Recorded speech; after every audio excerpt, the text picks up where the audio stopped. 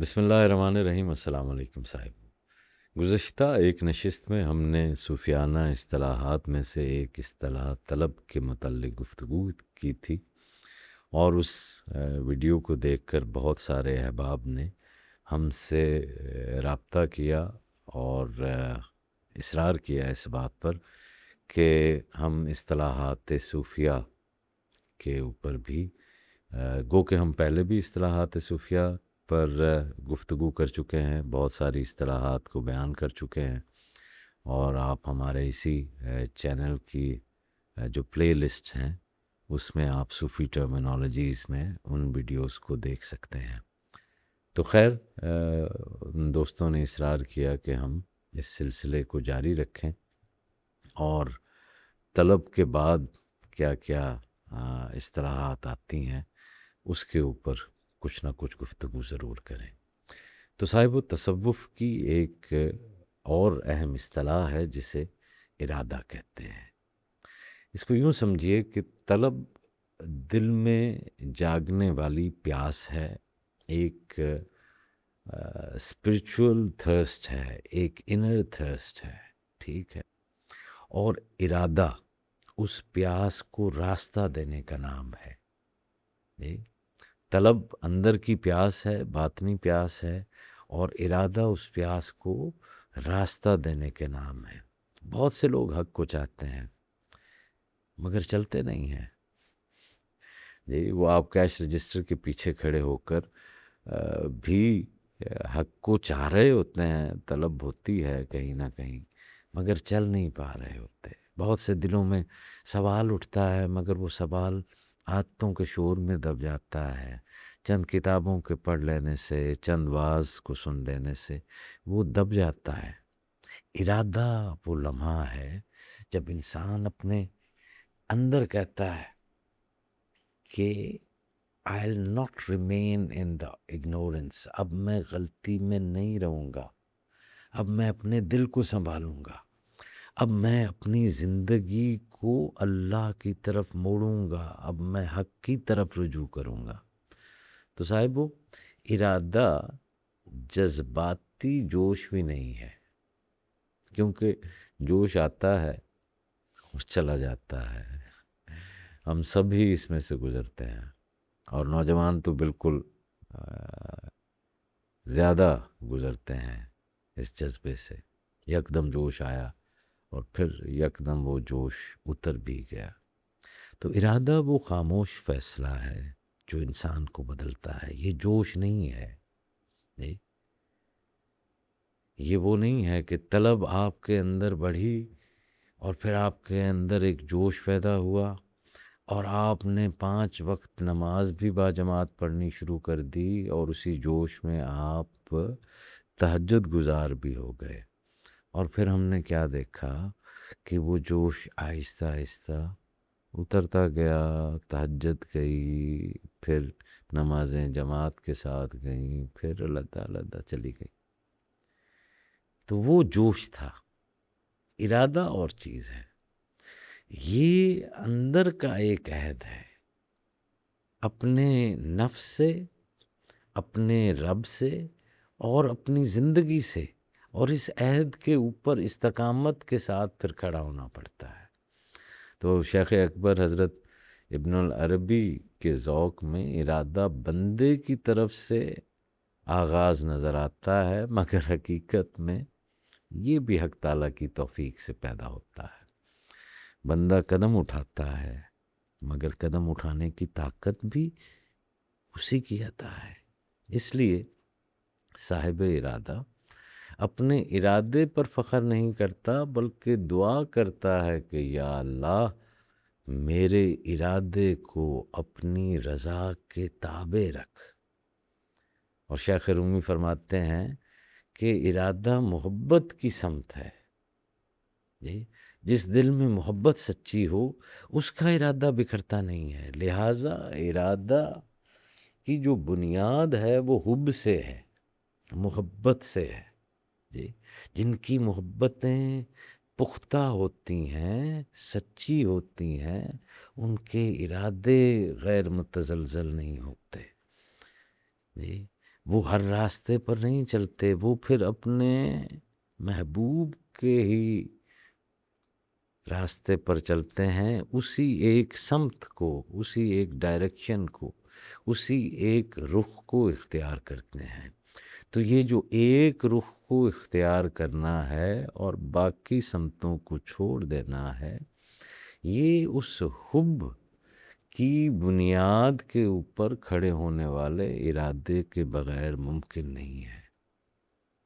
شیخ رومی کا سالک اپنے اندر کی نیند سے جاگتا ہے جی، اور بیدار جب ہوتا ہے اندر سے، تو پھر وہ اپنے محبوب کے راستے پر چل پڑتا ہے، چاہے وہ راستہ آسان ہو یا چاہے وہ راستہ دشوار ہو۔ چشتیہ بزرگوں نے ارادہ کو ادب، خدمت اور استقامت سے جوڑا ہے۔ صرف مرید کا بیعت کر لینا ارادہ نہیں ہے، مرید کا صرف خانقاہ سے نسبت جوڑ لینا ارادہ نہیں ہے۔ ارادہ یہ ہے کہ آدمی اپنے مزاج کو نرم کرے، اپنی زبان کو پاک کرے، اپنے معاملات کو درست کرے اور خلق خدا کے لیے آسانی بنے، ترک دعویٰ کرے جی، اور اپنے ارادے کو پرکھتا رہے، ایک ٹرانسفارمیشنز میں سے گزرے۔ صرف بیعت کر لینا اور صرف خانقاہ کے ساتھ وابستہ رہ لینا، یہ کچھ نہ کچھ تو فیض ضرور شاید آپ کو دے دے، لیکن اس کا اصل مقصد تو وہ بدلاؤ ہے جی، وہ بدلاؤ ہے، اور اس بدلاؤ کے نتیجے میں، اس بدلاؤ کی جزا میں، اس بدلاؤ کے ریوارڈ میں آپ کو طلب عطا ہو گئی، ٹھیک ہے، اور پھر طلب سچی ہوئی تو پھر مالک نے مہربانی کی، مہر کیا اور آپ کو ارادے سے نواز دیا۔ تو اپنے ارادوں کو پرکھیں جی، کیا آپ اللہ کو چاہتے ہیں یا صرف آپ کو اسپرچویلٹی کا کچھ ذوق ہے جی؟ آپ اصطلاح چاہتے ہیں، اصلاح چاہتے ہیں، اپنی بہتری چاہتے ہیں، ریفائنمنٹ چاہتے ہیں، یا آپ کو رسپیکٹ جو ہے اس کا ارادہ ہے آپ کا؟ تو آپ بدلنا اور چیز ہے، اچھا محسوس ہونا اور چیز ہے۔ بدلنے کا عمل تو تکلیف دہ بھی ہو سکتا ہے، اور زیادہ تر ہوتا ہی تکلیف دہ ہے۔ اچھا محسوس کرنے کے لیے تو آپ کو بدلاؤ کی ضرورت نہیں ہے۔ میں ان صاحب کے ساتھ بیٹھ کر اچھا محسوس کرتا ہوں، اس سے کیا ہو جائے گا آپ کے اچھا محسوس کرنے سے؟